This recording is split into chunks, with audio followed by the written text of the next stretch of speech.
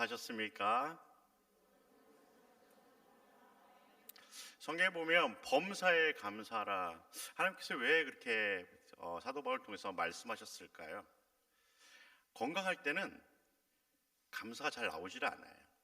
근데 아프고 나면 건강할 때가 생각나서 너무 감사한 거죠. 여러분들 아플 때나 안 아플 때나 범사에 감사하시기 바랍니다. 여러분 다시 한번 인사하겠습니다. 범사에 감사합시다.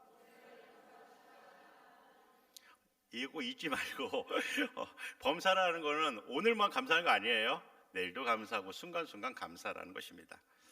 성경에는 무수히 많은 기적과 이적들이 기록되어 있습니다. 피 한 방울 흘리지 않고 수많은 군대를 물리친 사건도 있고 850대 1에 말도 되지 않는 상황에서 그들을 무릎을 꿇힌 기록도 있습니다. 그리고 신약에 오면 예수님께서 행하신 수많은 기적과 이적들이 기록되어 있습니다. 특별히 떡 5개와 물고기, 발음이 안 되죠? 물고기 2마리로 남성 성인만 장장 몇 명이요? 처음 듣는 이야기입니까? 5천 명을 먹이신 기록은 사복음서에 모두 기록될 정도입니다. 그렇다면 이와 같이 많은 기록 가운데 가장 크고 위대한 사건은 무엇일까요? 손을 들어서 대답해 보시기 바랍니다. 맞추시는 분에게 쉴만한 물가에서 우리 담임 목사님 카드로 맛있는 커피나 음료를 마실 수 있는 기회를 드리도록 하겠습니다. 무엇입니까? 아는 거죠? 아시죠? 손을 들어서 한번 말씀해 보세요. 이 시간이 계속 가네요. 바로 십자가 사건과 부활 사건입니다.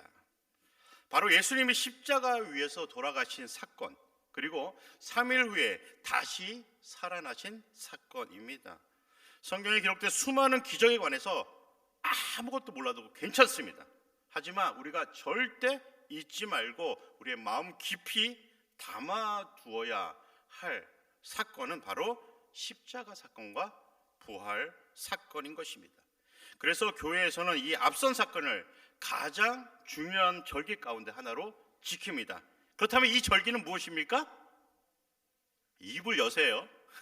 우물우물하지 마시고, 다 아시죠? 다 우리 함께 하겠습니다. 사순절, 부활절, 사순절과 부활절입니다. 이 놀라운 사실을 예수님을 만난 후 바울은 사람들에게 전하였습니다. 비시디아 안디옥에서도 이 사실을 증언하기 위해 바울이 회당에 모인 이스라엘 사람들과 하나님을 경외하는 사람들에게 13장 17절부터 설교를 시작합니다. 이 설교는 크게 세 부분으로 나누어 있습니다. 먼저 설교 서론에는 하나님께서 이스라엘을 어떻게 구원하셨고 하나님의 마음에 합하였던 다윗의 후손으로 예수님이 오셨다 설명하고 있습니다. 그리고 26절부터 시작되는 본론에서는 예수님이 예언자의 말씀대로 오셨지만 예수님을 십자가에 매달아 죽였다. 그리고 이를 사도 바울은 구약의 말씀을 깨닫지 못하였기 때문이라고 기록합니다.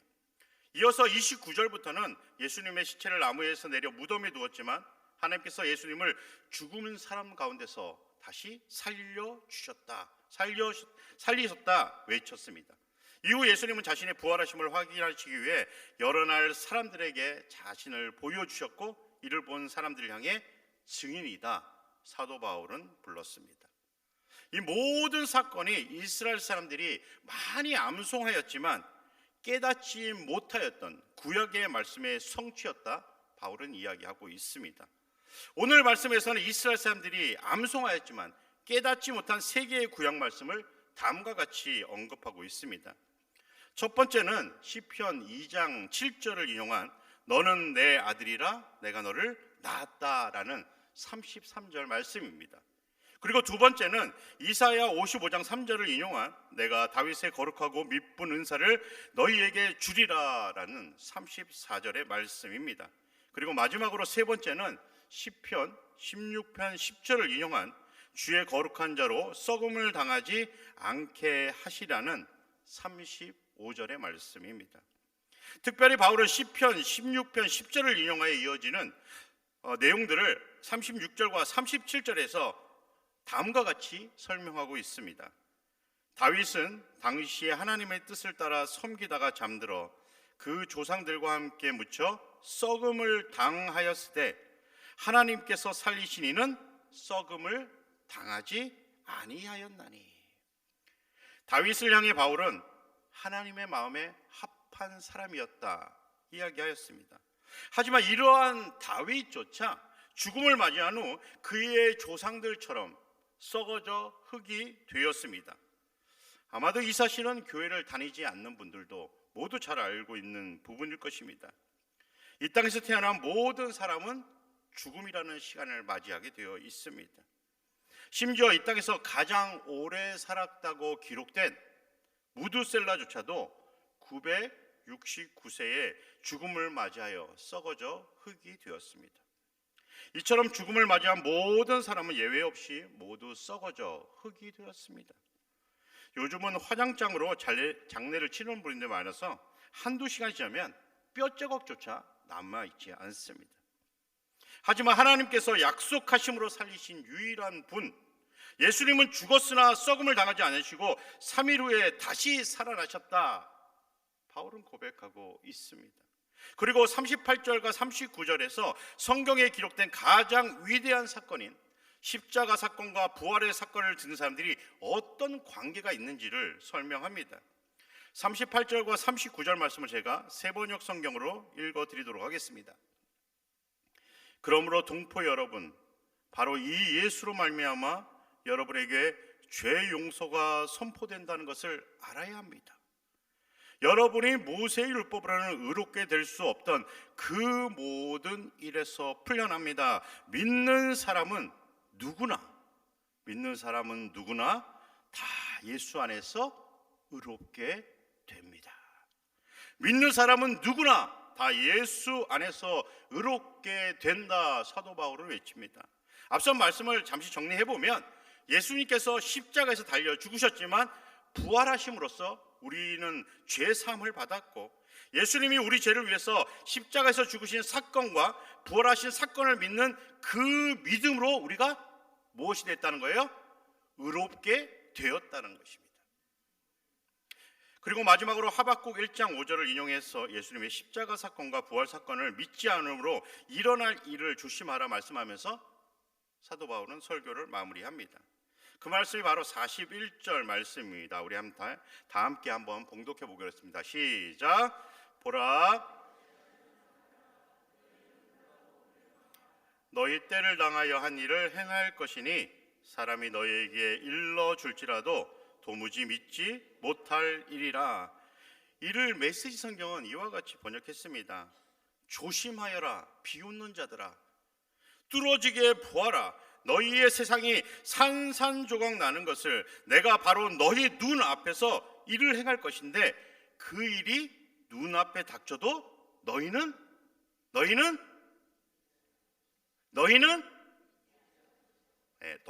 믿지 않을 것이다. 오늘 바울의 설교를 통해 하나님께서는 매우 치밀하고 완벽하게 예수님의 오심과 죽음 그리고 부활의 사건을 이스라엘 사람과 현 시대를 살아가는 우리에게 말씀하여 주시고 있습니다. 하지만 이 모든 일이 행하여졌어도 모든 사람이 이 놀라운 진리를 수용하고 믿으며 살아가는 것이 아닙니다. 심지어 하나님을 믿는다고 생각하고 말하고 행하는 이스라엘 백성조차 믿지 않았습니다. 지금도 많은 유대인이 예수님이 하나님의 아들이시며 부활하셨음을 믿지 않습니다. 현 시대에 안타깝게도 교회를 다니고 하나님을 믿는 분 가운데에서도 예수님을 하나님의 아들이시며 부활하셨음을 인정하지 않는 분들이 적지 않다는 사실입니다. 단지 예수님을 위대한 사람으로 4대 성인 정도로만 많은 이들이 인정하며 살아갑니다. 하지만 예수님의 일명 성인이라고 말하는 사람들과는 완전히 다른 분이십니다. 왜냐하면 예수님은 앞선 성인처럼 사람이셨지만 앞선 성인과는 달리 하나님이시기 때문입니다. 그러므로 하나님을 향한 유일한 통로는 바로 예수님 한 분뿐이라는 사실이죠. 그러므로 가장 위대하고 이 놀라운 사건인 예수님의 십자가 사건과 부활 사건을 믿어야 우리는 진짜 그리스도인이 되는 것입니다. 수많은 예수님의 제자들이 예수님의 십자가 사건과 부활 사건을 온전히 믿었습니다. 그렇게 예수님으로 인해 예수님의 이름으로 기도하면서 예수님께서 걸으신 그 고통의 길을 걸을 수 있었습니다. 심지어 바울과 같은 많은 제자는 죽음조차 그들의 길을 막지 못하고 예수님께서 걸으신 그 길을 기쁨으로 걸었다 성경은 기록합니다. 하지만 예수님의 십자가 사건과 부활 사건을 믿지 않는다면 어떻게 될까요? 가장 먼저 자신이 죄인이라는 사실을 인정하지 않습니다. 그리고 예수님이 우리의 죄를 용서하시기 위해 십자가에 돌아가셨다는 이 사실 또한 믿지 않습니다. 또한 예수님이 다시 오실 그날에 우리의 몸이 부활할 것도 믿지 않습니다. 무엇보다 신약에 기록된 모든 말씀이 수용할 수도 순종할 수도 믿을 수도 없게 되는 것입니다. 예수님의 십자가 사건과 부활 사건은 하나님의 자녀라고 불리는 우리와 같은 믿음의 사람들에게 하나님이 부어주신 가장 크고 놀라우신 은혜인 것입니다. 왜냐하면 예수님의 십자가 사건과 부활의 사건을 온전히 믿으면 우리가 하나님으로부터 무엇을 기대하든 하나님께서 그보다 더 큰 은혜를 우리에게 부어주시기 때문입니다. 하지만 예수님의 십자가 사건과 부활 사건을 온전히 믿지 못하면 우리의 믿음은 올바르게 성장하는 것이 불가능합니다.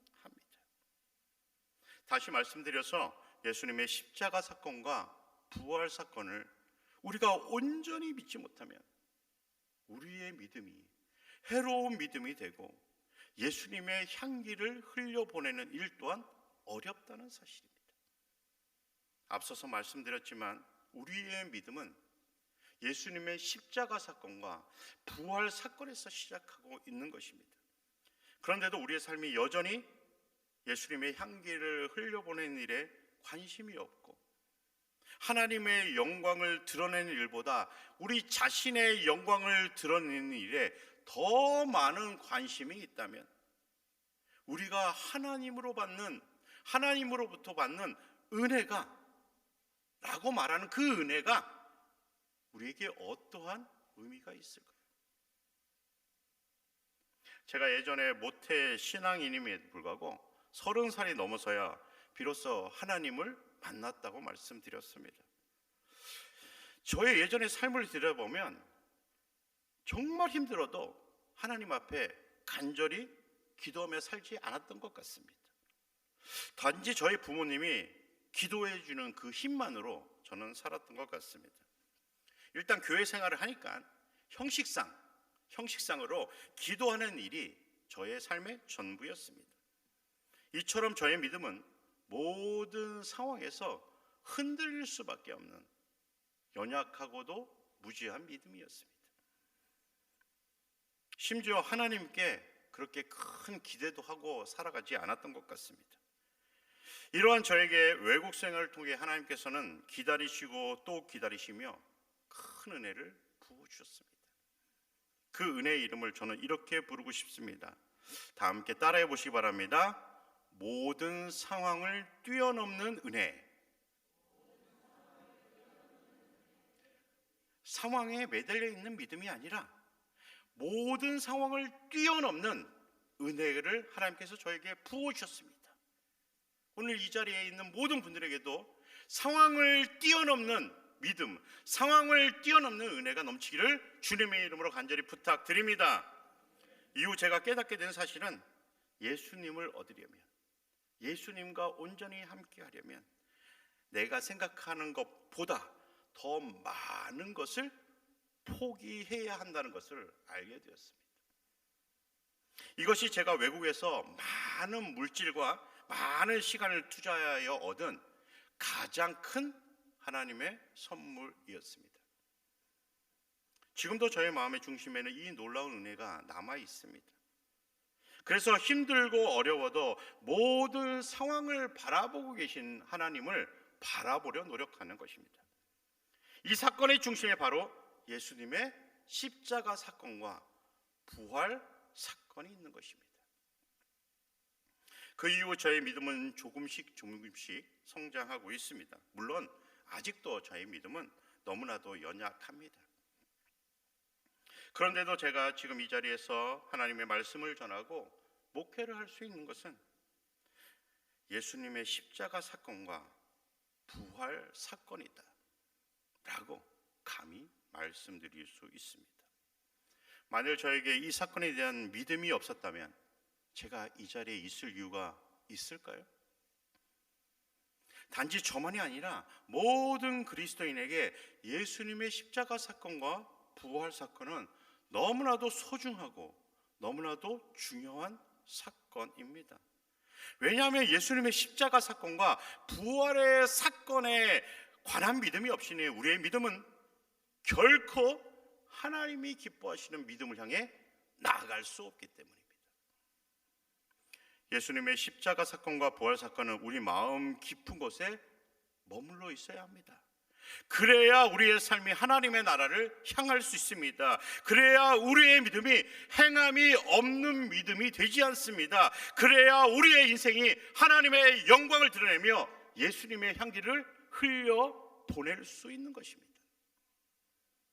우리의 삶의 모습은 예수님의 십자가 사건과 부활 사건을 우리가 어떻게 믿고 수용하는지를 보여주는 결과물입니다.